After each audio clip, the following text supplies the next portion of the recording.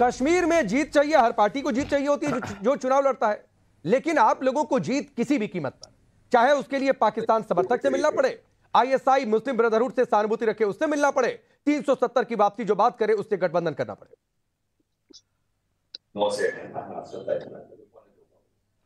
राकेश पांडे जी, अभी मैं आपका भाषण सुन रहा था, बड़ा लंबा चौड़ा 15 मिनट सुनता रहा, बड़ा मजा आ रहा था सुनने में। आप कहना क्या चाह रहे हैं समझ में नहीं आ रहा। अच्छा? एक तरफ कह गए प्रधानमंत्री जी ने और गृह मंत्री ने ऐसा माहौल बना दिया है कि राहुल गांधी आइसक्रीम खा रहे हैं। अरे भाई, वो तो उसके नाना भी वहां रहते थे, वो तो शुरू से आइसक्रीम खा रहे हैं, मैं और आप भी खा सकते हैं। गृह मंत्री और प्रधानमंत्री 1,50,000 से 1 लाख सुरक्षा के बीच में जाते हैं कश्मीर में, और कश्मीर तो जाते भी नहीं है, जम्मू में घूम के आ जाते हैं। ये कैसा कश्मीर जम्मू कश्मीर बना दिया है। आप एक सवाल छोटा सा राहुल गांधी आजाद है, जगदीश जी, एक छोटा सा सवाल सर, एक छोटा सा सवाल एक लाइन का। आप कह रहे हैं कि राहुल गांधी के नाना भी आइसक्रीम खाकर चले आते थे, फिर आप ही की पार्टी के नेता और आप ही की सरकार में गृह मंत्री को लाल चौक पर जाने में डर क्यों लगता था? और जिस शब्द का उन्होंने इस्तेमाल किया वो मैं बोल भी नहीं सकता हूं कि क्या होता था लाल चौक पर जाने में।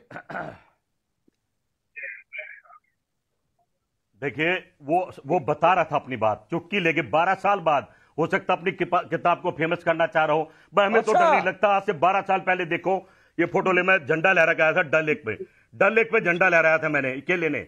अरे नहीं जगदीश जी, आप गए होंगे, आप भी आइसक्रीम खाए होंगे, आप भी बर्फ पर आपने भी सफारी की होगी, स्नो सफारी आपने भी की होगी जैसे राहुल गांधी ने की अपनी बहन के साथ। मैं उससे नहीं कह रहा हूं, मैं सिर्फ पूछ रहा हूं, अगर इतना अच्छा था तो आपकी सरकार में गृह मंत्री को लाल चौक पर जाने में हवा उनकी क्यों निकल जाती थी? वो तो मजा ले रहे थे, आपसे बता रहे थे कोई हवा नहीं निकल रही थी। छोटा सा जवाब है, आप भारतीय जनता पार्टी का झंडा लेके आप कश्मीर में किसी भी कोने में घूम के दिखा दे, मैं क्यों लेकर जाऊं? भी निकल जाएगी। आज के मैं क्यों लेकर जाऊं किसी पार्टी का झंडा लेके जाएंगे लोग, प्यार करेंगे। मैं क्यों लेकर जाऊं किसी पार्टी का झंडा? जगदीश जी, मैं बता रहा हूं, मैं पत्रकार हूं, किसी पार्टी का कार्यकर्ता थोड़ा नहीं हूं कि बीजेपी या कांग्रेस का झंडा उठाकर लेकर चला जाऊं जम्मू कश्मीर में या फिर देश के किसी भी हिस्से में। आप प्रचार तो करते हैं टीवी में बैठ के, कोई प्रचार नहीं कर रहा हूं, झंडा लेकर जाइए, कोई प्रचार नहीं कर रहा हूं। जगदीश जी, एक लाइन का सवाल था, इल्हान उमर से मिल लीजिए जो आईएसआई को सपोर्ट करे, जो मुस्लिम ब्रदरहुड को सपोर्ट करे। आपके नेता जाकर मिलने, नेता प्रतिपक्ष है, राहुल गांधी उसके बावजूद क्या तो डेमोक्रेसी अंडर अटैक है। किसी को भेज आपके नेता वैसे आदमी से मिले जो 370 वापसी की वकालत करे, और आप आज तक नहीं स्टैंड क्लियर कर पा रहे हैं। 370 पर सवाल पूछ लीजिए, खामोशी हो जाती है। राकेश भाई, हमने कश्मीर को क्या बनाया? आप कांग्रेस का झंडा, राहुल गांधी की पार्टी का झंडा कोई भी ले जाए भारत का आदमी गले लगाएंगे, और भाजपा का ले जाके दिखा दे पता नहीं कहां लगाएंगे। रही आप जो कश्मीर की बात कर रहे हैं, सर सुनिए ना, भारत का तिरंगा लोग लहरा नहीं पाते थे, क्या बात कर रहे हैं जगदीश जी? लाल चौक पर लोग भारत का तिरंगा नहीं लहरा पाते थे। ये हालत थी, ये हालत थी कि लाल चौक पर जाने में लोगों को डर लगता था। ये मतलब 15 साल 20 साल पहले मैं लहरा रहा था, मेरी फोटो देखो, झंडा डल लेक पे। ऐसा नहीं है, गुमराह मत करो। अरे डल लेक पर ना, लाल चौक की बात कर रहा हूं। लाल चौक और डल लेक में अंतर है। लाल चौक पर भी आज चले जाओ भाई, तो ये माहौल भी मोदी ने नहीं बनाया, वो माहौल भी हमने बनाया कि भारत का झंडा लहरा रहे हो। तो ये तो भी आए, खुद तो जान कोई फर्क नहीं पड़ता है ना जनता के बीच में, चाहे इल्हान उमर हो, चाहे एनसी का 370 पर स्टैंड हो। राहुल गांधी डेमोक्रेटिक देश के नेता हैं, सही भी बात है, डेमोक्रेसी अंडर अटैक है, सही उनके हिसाब से, लेकिन फिर भी मुलाकातें हो रही हैं।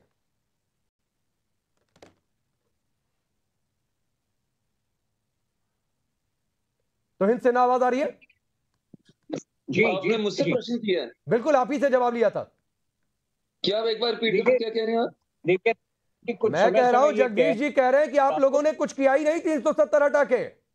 मिल लिया इल्हान से, क्या फर्क पड़ता है? 370 पर चुप है राहुल गांधी, क्या फर्क पड़ता है? देखिए राकेश जी, कुछ समय से मैं ये कह रहा हूं कि राहुल गांधी आज एक अलगाववादी मानसिकता के पक्षधर बन गए हैं। पिछले सप्ताह उन्होंने कश्मीर के अंदर कहा था कि बाहर वाले जो है आपका जॉब ले रहे हैं। उस वक्त भी हमने प्रश्न उठाया था कि बाहर वाले कौन हैं? क्या ये वो दलित हैं? क्या ये वो गोरखा हैं?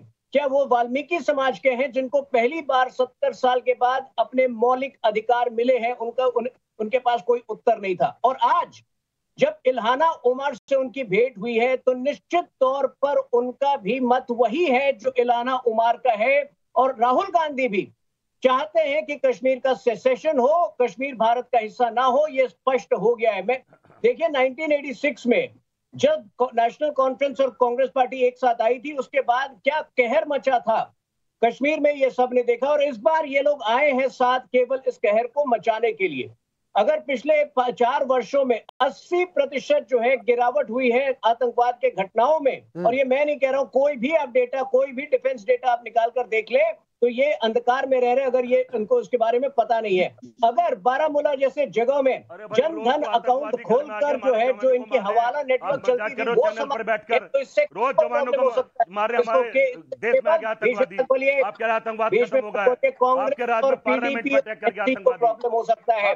जब नल से जल कार्यक्रम के तहत जब कारगिल के गांव में पानी आया है, तो इससे किसको प्रॉब्लम हो सकता है? उन लोगों को प्रॉब्लम सकता है जिनकी राजनीति केवल गुप्कर रोड और लाल चौक तक सीमित थे, जो कभी कश्मीर के गांव में जाते तक नहीं थे। तो आज नहीं, वो ये कह रहे हैं, तो वो ये कह रहे हैं कि लाल चौक पर आप लोगों ने कोई माहौल नहीं बदला। क्या फर्क पड़ता है संगीनों के साए में तिरंगा लहरा लिया या अभी खुले आसमान में जाकर बिना संगीनों के तिरंगा लहरा लिया? क्या फर्क पड़ता है? जी तो इनसे ना अच्छा जी, तो मैं एक बार फिर पूछिए। मैं कह रहा हूं, जगदीश शर्मा जी कह रहे हैं आप लोगों ने लाल चौक पर कुछ भी परिवर्तन नहीं किया।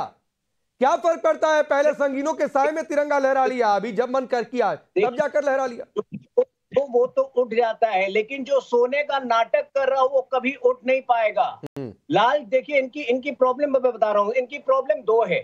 एक तो जो है आर्टिकल 370 को 70 वर्षों तक इन्होंने एक इंस्ट्रूमेंट फॉर ब्लैकमेल यूज किया था यूनियन ऑफ सेंटर के खिलाफ, आज वो नहीं कर पाते हैं। दूसरा जो है, ये गांव जो है विकास से वंचित रह गया था, वो विकास है जो अप्रत्याशित है। हटाया, कितने कश्मीरी पंडित को जगह दे दिए, आगे हैं, कितने हिंदू आगे हैं, कितने हिंदू धार्मिक स्थल आगे हैं, कितने लोग कश्मीर में आगे हैं, जिन गाँव में कश्मीर में पैदल नहीं चल सकते भाजपा का झंडा लेके। अरे सुनिए ना जगदीश जी, एक बार तो सुनना, मैं आ रहा हूँ। जगदीश जी सुनिए ना सर, आपकी पार्टी के नेता सुशील शिंदे कह रहे हैं कि लाल चौक पर जाने में हवा निकल जाती थी, हवा खराब हो जाती थी, ये हालात थे। आपको कोई फर्क ही नहीं दिखता है? राहुल गांधी जाकर सॉफ्टी खा लेते हैं रात में 12 बजे जाकर, अपनी बहन के साथ स्नो सफारी कर लेते हैं। आपको लगता है कोई परिवर्तन ही नहीं नजर आया? फिर तो वही बात है सर, आप लोग सो रहे हैं और सोने वाले को कौन जगा पाएगा? ये माहौल कांग्रेस ने ऐसा बनाया है। अच्छा, मेरा तो एक सवाल आपसे है, आप कह रहे मोदी जी ने, गृह मंत्री ने बना दिया।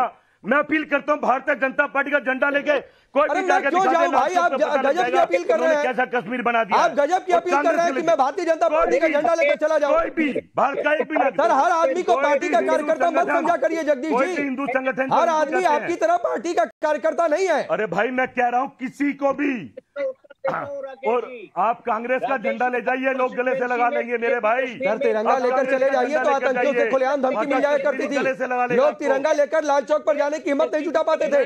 क्या बात कर रहे हैं आप? भारतीय जनता पार्टी या कांग्रेस का झंडा लेकर जाने की दूर की बात है। मैं आ रहा हूं, अगर आप ठीक है।